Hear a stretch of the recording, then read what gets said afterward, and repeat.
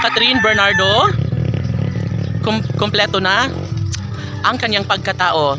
Ngayon, na nakilala na si Alden Richards. Looy, syempre natamaan na talaga ng bonggang-bongga ang puso ni Catherine Bernardo. No, syempre, sino ba naman ang aatras sa mga pagkakataong magiging happy ang pagkatao ni Catherine, lalong-lalo na at kay Alden Richards niya lamang ito nararamdaman sa kabila ng mga nakaraan na mga sakit na nararamdaman sa kanyang puso.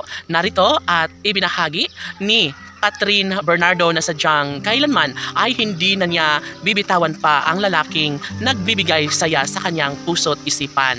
Malamang tanging sinasabi ni Catherine Bernardo na hindi na niya kaya pang mag-isa ngayon sapagkat nasasanay na siya sa nakaraang relasyon, and of course swerteng-swerte at talagang nakatadhana kay Catherine Bernardo ang gwapong aktor na si Alden Richards. Siyempre, hindi naman pagsisisihan ng taong bayan kung anuman ang tunay na damdamin ni Catherine para kay Alden. Una sa lahat, bagay na bagay si Queen Catherine at King Alden Richards. And of course, sila ngayon ang tunay na nakatadhana at nararapat sana na magkaroon na habang buhay na kaligayahan sa mga puso ni Catherine at Alden Richards. Of course, hindi kailanman magbabago ang isang pagtingin, lalo na kung talaga ay sila ang para sa isa't isa.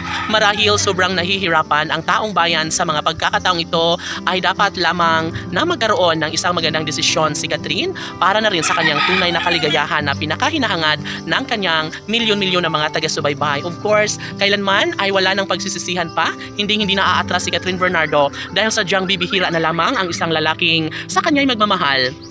Mag-iingat sa kanya hanggang sa pagtanda. And syempre, nasasabi ni Catherine Bernardo ang lahat dahil nararamdaman niya rin na sadyang totoo si Alden Richards na dapat niyang samahan hanggang sa pagtanda. Of course, mga plano ni Catherine Bernardo noon na nabulilyaso ay tsak na magkaroon na ngayon ng kasagutan, tsak na magkaroon na nga ng posibilidad na maisakatuparan ng isang pangarap na nagbibigay kaligayahan hindi lamang sa puso ni Catherine Bernardo, maging sa kanang milyon-milyon na mga tagahanga ng Cat Din fans. Of course, hindi ito ang unang pagkakataon na sadyang dapat ay wag nang sayangin pa ni Catherine Bernardo dahil sadyang mas magiging happy ang buhay ni Catherine Bernardo, lalo na kapag si Alden Richards na nga ang kanyang forever na makasama, no? Siyempre, pangarap ng lahat na sana nga, lalo na ngayon at nasa tamang edad na si Catherine Bernardo, na dapat umano ay ibahagi na ni Catherine Bernardo at susubukan na niya ang panghabang buhay na dedikasyon bilang isang Mrs. Richards. Of course, hindi ito may tatanggi ni Catherine Bernardo dahil sadya nga naman